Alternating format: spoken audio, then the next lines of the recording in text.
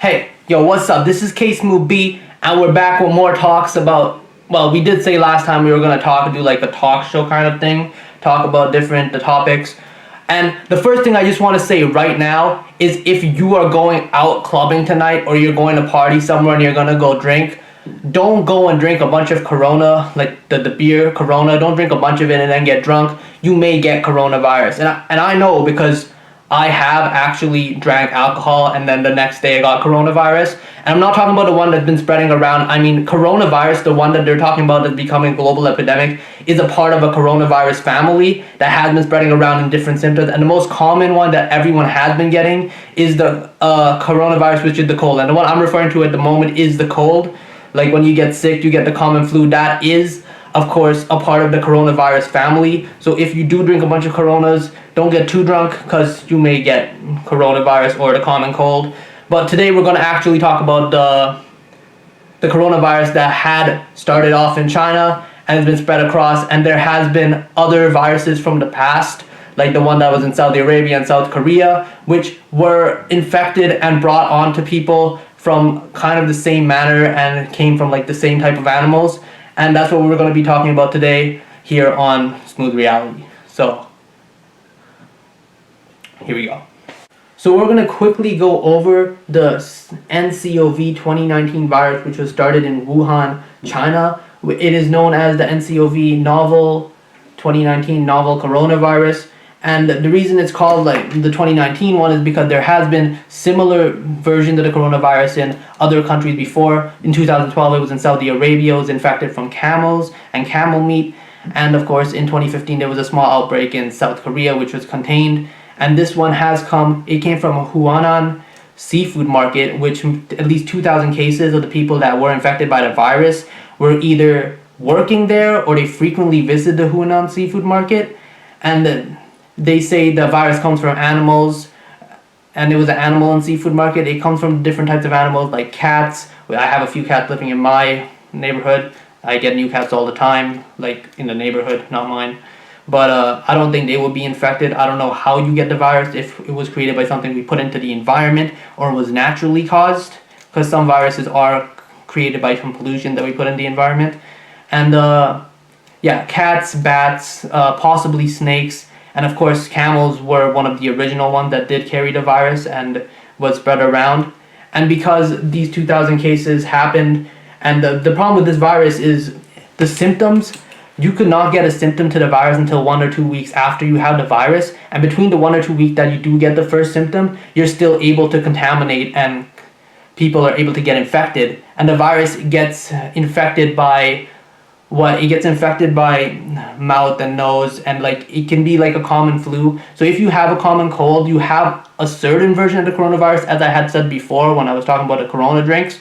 But don't get too worried, because the time you should be worried is if you're trying to feel weak or if you have trouble breathing. That means maybe you should check in with a doctor to see if you have the coronavirus. And because this virus is airborne and they don't know you don't get the first symptom, and while before you get the first symptom or even though you have the virus, you're able to contaminate a lot of people, which is a problem. They did shut down at least 12 different cities in China. That's about 35 million if you have been keeping up with the news. That's almost the entire scale of Canada. Canada, about 37 million people. That's about a whole country that's been shut down.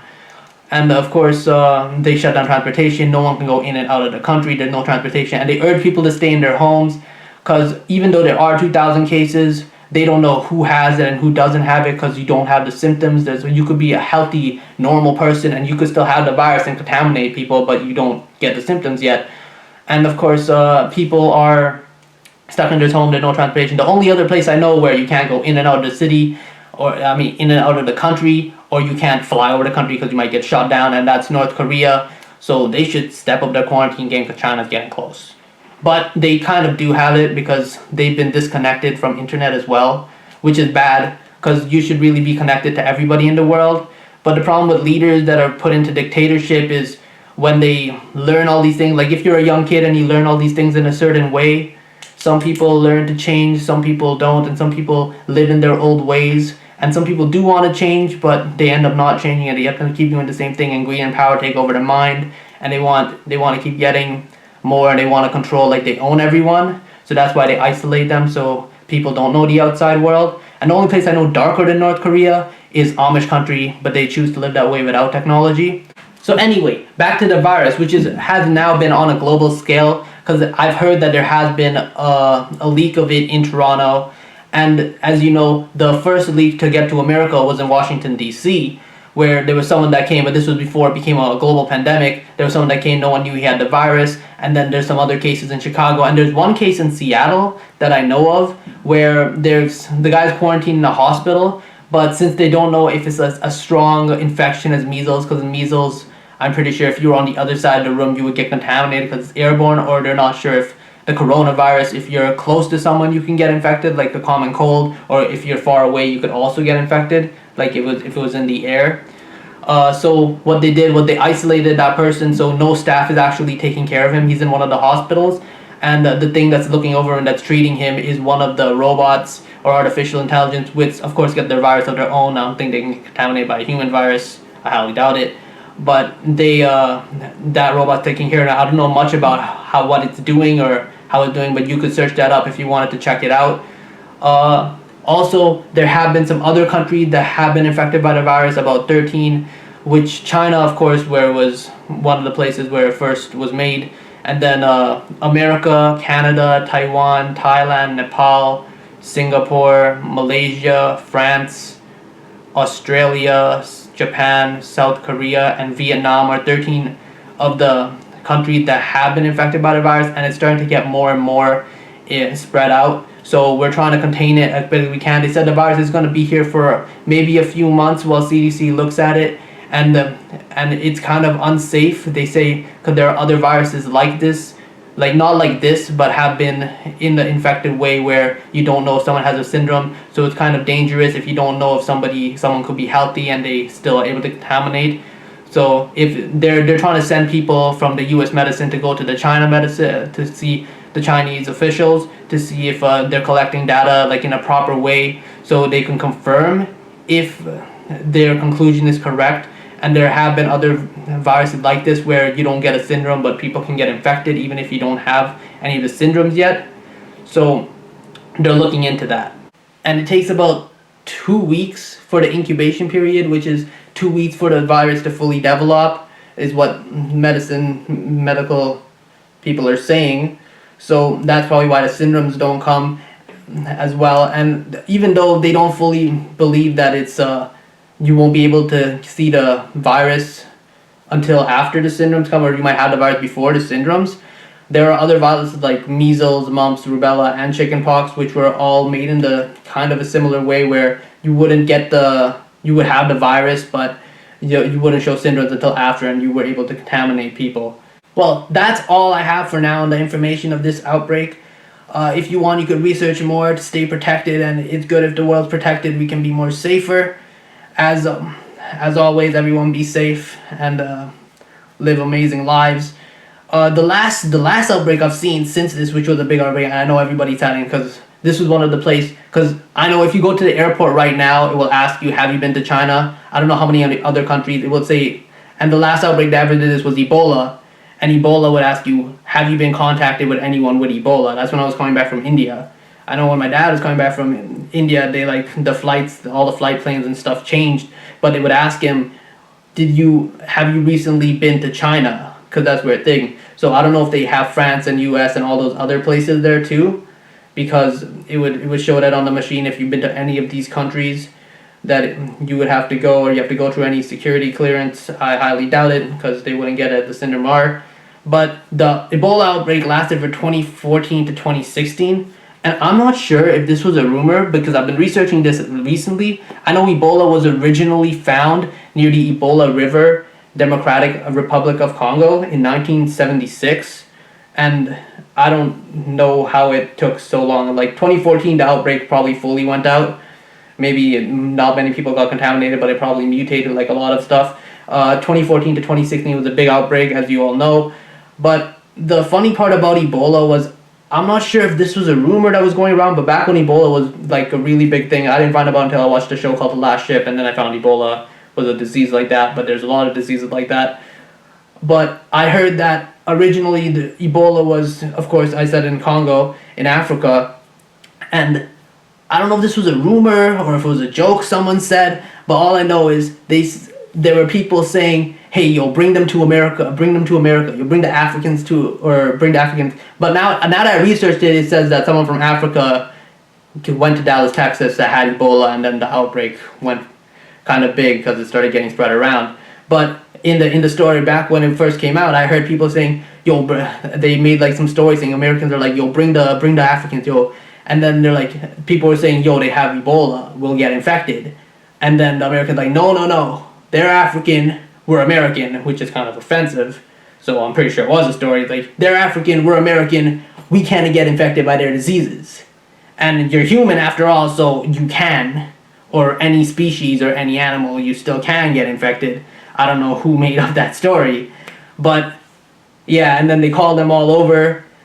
And if someone did make up that story, I know that's not the original story, but I'm saying if someone did make up that story and it were to become a viral infection, they know that a lot of people want to become into unity and diversity together. We can fix anything, we can solve anything, and as power and unity together, we can create more than being separate and apart. And we would create, because we would have more tools in more developed countries to create more vaccines to these medicines. And then Ebola, within like a year or two, they had a proper vaccine because they had all these different people working on it. So if someone did bring it in for that reason, it's good that this some of the virus, because if the virus is like small and we can't contain it, they would have to, even if it wasn't small, like if it was a big virus, but if it was small and you have to talk to everybody around you because people have more medical things and they can learn more and more about the virus to find a way to contain it. And in 1989 was the first time that the US actually got the Ebola virus, and then they euthanized all the monkeys that had it so no people would get sick, but several did stay positive for the virus. So I'm not sure how it became a full outbreak in 2014. Maybe back then they didn't have the tools to fix it, but they did try to find a way to contain it. And the last thing I want to say before this is rest in peace to Kobe Bryant, who I heard did die in a helicopter crash today with 3 other people. Your spirit lives on in our world, and I just want to say rest in peace to all the souls that have died.